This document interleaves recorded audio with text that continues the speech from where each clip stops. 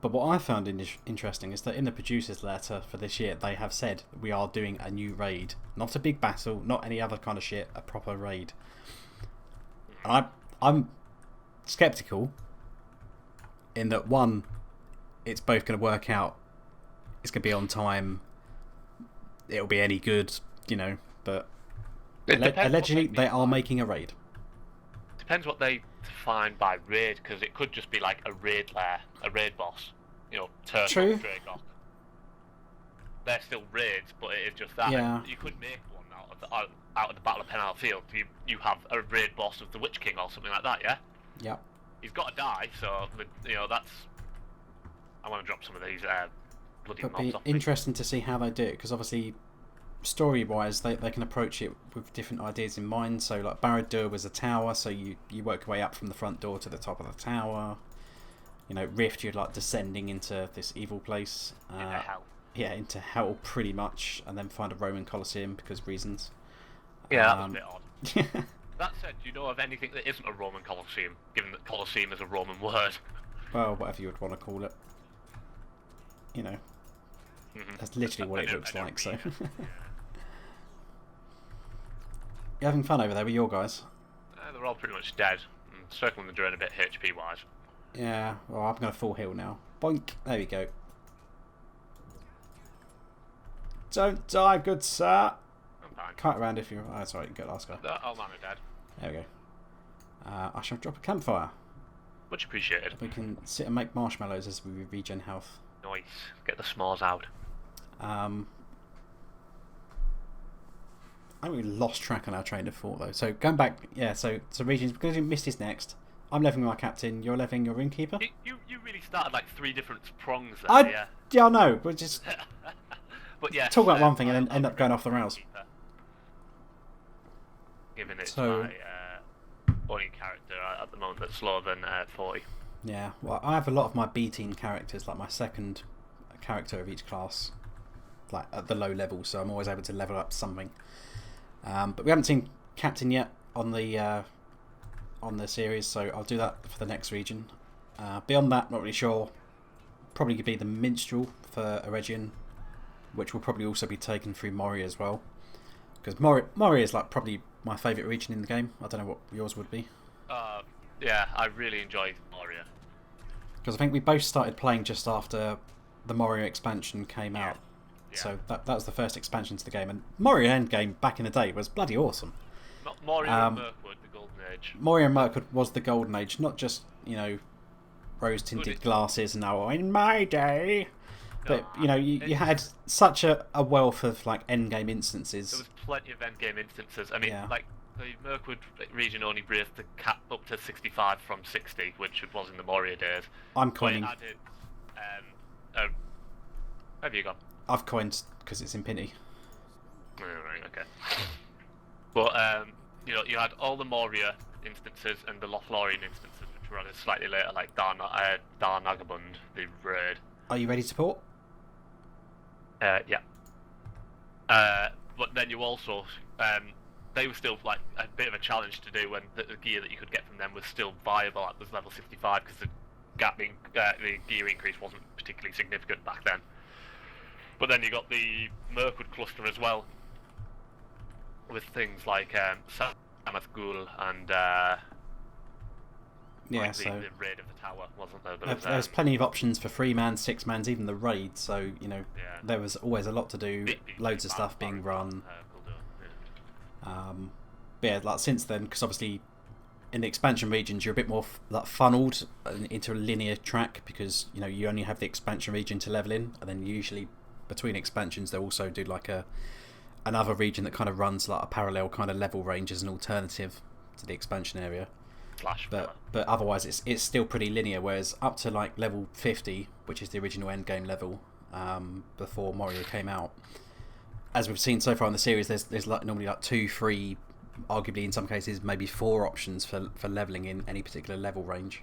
I mean, that's partially due to the fact that it's kind of been expanded over time, because initially at the initial release we didn't have Forochel. No, obviously, yeah, some of them didn't exist. And you didn't even have like the Trollbrunian area of the Troll Shores. Nope. We've got some shiny necklaces now, which also have a clicky on use effect. And none of them are good for me. And they're all shit, yeah. Because quite frankly, the one we got from the Walls of Moria is better. Yeah. But yeah, these have a clicky on use effect, so you can also put this item on your hotbars. If you click it, it's got an on use effect, give instant morale, plus 230 morale, so it's like you're consuming a free pot. It doesn't share a cooldown with your potions, so you can eat a potion and click this if you're really screwed for some health. 20-minute cooldown on that effect though, so it's if your potion had a 20-minute cooldown, so not particularly great. I mean, I think you have to be wearing it to be able to get that clicky effect. Yeah. But if I were to equip it, it would invoke that cooldown straight away. So you can't just like cheat and equip it in combat, proc the heal. But I think that's probably it for Surikil now, then, isn't it? Yeah, I believe so. You used to be able to do that, but they got wise to that, strangely enough. Yeah. Because yes, some items had some interesting click effects back in the day. It was a great set from Great River at the time. Yeah. Were they class specific, those ones? Yeah. Yeah. They get like shield bubbles and other kinds of shenanigans like that. Or tons of extra damage. Tons of damage. Okay, so great shenanigans. We're heading to Kuru-Leiri next, which, if I bring up the map, is this camp right on the far northwestern side of Forochel, which would be a bit of a pain to get to. Our best bet would be Zigwagund and then right up northwards. I assume we're both going to cheat and go sod it with Mithril Coin to the Stable Master. No, you're going to. I'm going to mail you and you're going to pop me over. Oh, fucking tight ass. I've actually need to buy more Mithril Coin. I'm running out. I used my last one to do the last port. Lol. I will obviously purchase some more, but for the time being, just pop them. I said before we started Forochel, I've probably got enough to get me through Forochel, but then I need to probably buy some more. I need to find something in my bags that I can dispose of, though, really. Because they're all items that I need. Task items is fine. I never get rid of my task items, though. I always distribute them around my alts and use them somewhere to get some task completed. Yeah, you're terrible. I am terrible like that. Waste no item. Unless it is literally vendor trash, it does not get chucked in the bin at all. There we go. 100 Mithril Coins. Buy in bulk. Right. I'll just send a load of my crap to Skalvig. Give me some space. Okay. You ready? Yep.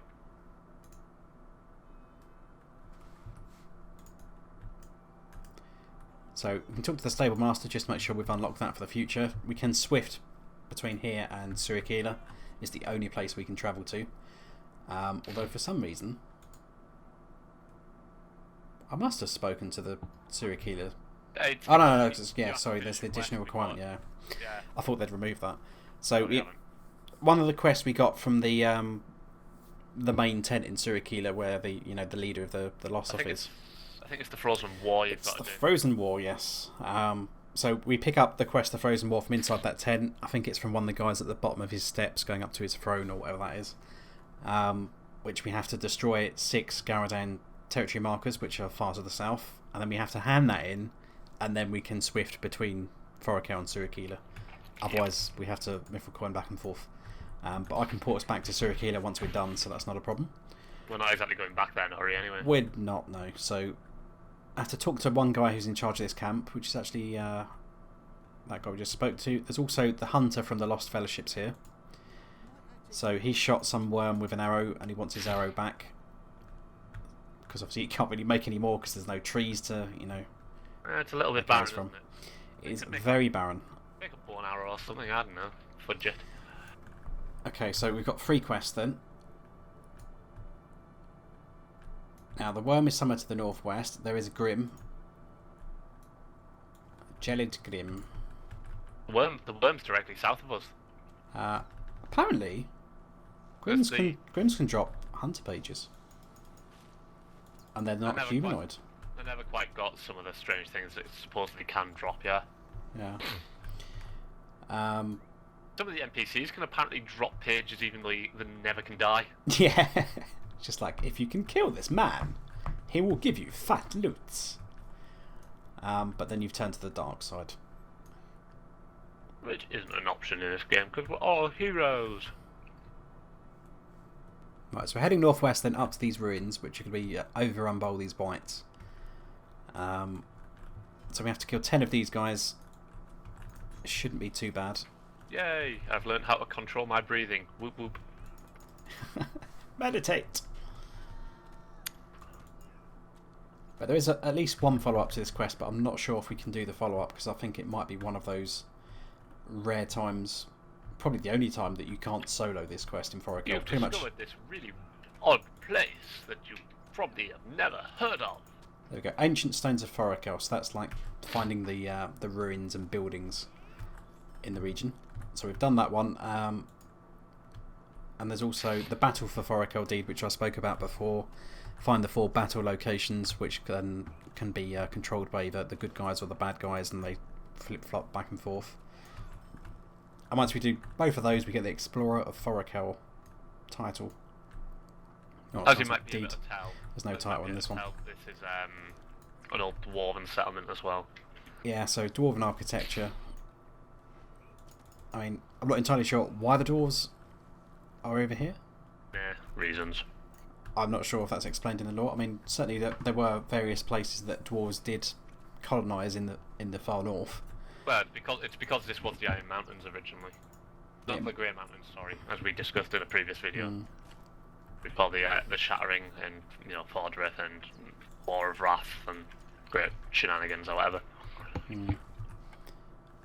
Yeah, the 4 battle locations, just to recap again. One of them we did go visit with disastrous consequences over in the east. Second one's just south of Pintipelda over there. The third one is just southeast of Ziggelgund on this hill by Lansimar. And then the fourth one is down by the boat in the Ice Bay over here, just east of Kuru-Leiri, but we'll see that at some point. You can actually see the boat from here. You probably can see the boat from here. Yeah, Got a good view. There we go. See it in the distance, so it's become like an iceberg over there. So the battle location is somewhere in the middle there. There's some like campy ruins. You should just be able to stroll in there, tag that. But you do more related to that boat and all that as part of the epic story. I think it's book 13. Or volume 1, something like that. Yeah, 14 is like the Forges of Urigian, isn't it? And then 15 is like the I'm going to take you all over the map again book. Yeah, so that kind of like deals with who was over there, which is like King Arvedui. Of the Dunedain. Of the Dunedain, the last king of the north. So the king in the north. You'll probably shit all over my recollection of this thing and prove me wrong, but if I'm not mistaken, he was the last king of the north. He evacuated Fornost before Fornost fell, sailed north with his Palantirs, got to the Ice Bay of Forochel. They got shipwrecked. The Palantirs have been lost. I can't remember which Palantirs he got. I think he got the Palantir that was from Anamenus, which he took to Fornost. Fornost itself, I don't think, had a Palantir. And I think he also had the Palantir from Weathertop, Amansul, or something. There was more than one Palantir he took with him, and they were both lost at sea. Well, there is unaccounted for Palantirs, yeah. Yeah, so yeah, he lost like at least 2 Palantirs. I think it was only 2 in the Ice Bay. But also he had on him the Ring of Barahir, which with his dying breath, he passed on to the Lossoth and said, like, get this to my heirs down south. So they did, and the Ring of Barahir is the ring that Aragorn is now in possession of. Grat's on level 50, so that's the ring with like the 2 snakes, isn't it? Yes. One devouring the other. The 2 snakes, one devouring the other, yes. Which Aragorn now has as one of the ways of proving, look, I'm descended from the kings of the north, because I now have this ring. I think they kind of like covered that in the movies, but only in the extended editions, if I'm not mistaken. So yes, they had like Wormtongue and Saruman kind of talking about the ring. Yeah. So he comments it was a ranger, oddly dressed, but he had a strange ring on his finger. The Ring of Barahir. 2 serpents devouring each other, and Saruman's like, a ring of Barahir, so Gandalf thinks he has found Isildur's heir. Not that it matters. Yeah. Rip Christopher Lee. I always find it weird that they call him Isildur's heir, but whatever. Because he claims descent through Isildur's brother, doesn't he, an Aryan? Yeah. As opposed to Isildur himself. Wow. Descendant of Elendil or whatever. Well, yeah. I mean, he claims it as like his great nephew or whatever. Yeah, but yeah. Ardui, last king of Arnor, as it was.